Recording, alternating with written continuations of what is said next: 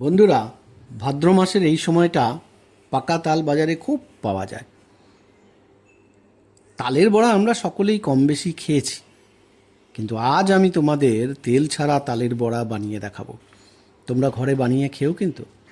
খুবই স্বাস্থ্যবর্ধক একটি খাবার, যেহেতু এতে তেল একেবারেই নেই, মানে তেলে ভাজা নয়, তাই শরীরের কোনো ক্ষতি হবার চান্স একেবারেই নেই। চলো কি করে বানাচ্ছি তোমাদের দেখাই।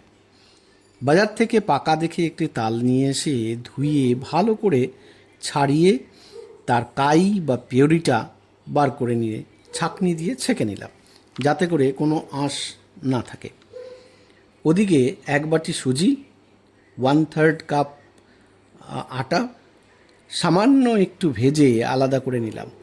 নারকেল কোড়া 1 কাপ মতন ও 1 বাটি দুধ আর 1/3 কাপ মতন কনডেন্স মিল্ক ও সামান্য একটু গুড় রেডি করে নিলাম। এবার ননস্টিক সসপ্যানে 1 বাটি তাল, ভেজে নেওয়া সুজি, আটা, নারকেল কোড়া, দুধ, গুড় সব একসাথে মিলিয়ে নিয়ে জাল দিলাম। যখন একটা মণ্ড মতন হয়ে যাবে, 1 চিমটি বেকিং পাউডার ও হাফ চামচ ছোট এলাচের গুঁড়ো ও 1 চামচ ঘি দিয়ে মণ্ডটা ভালো করে মেখে ছোট ছোট বল তৈরি করে নিলাম।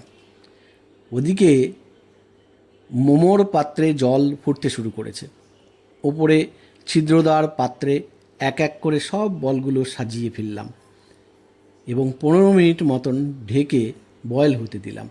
ব্যাস, তৈরি হয়ে গেল তেলে ভাজা ছাড়া পুষ্টিকর তালের বড়া। তোমরা বানিয়ে খেও কিন্তু। কেমন এবার কেমন লাগলো এটা আমাকে জানিও, কমেন্টস করো। ভালো লাগলে সাবস্ক্রাইব করে বেল আইকনটি প্রেস করে দিও। ভালো থেকো তোমরা সকলে। নমস্কার।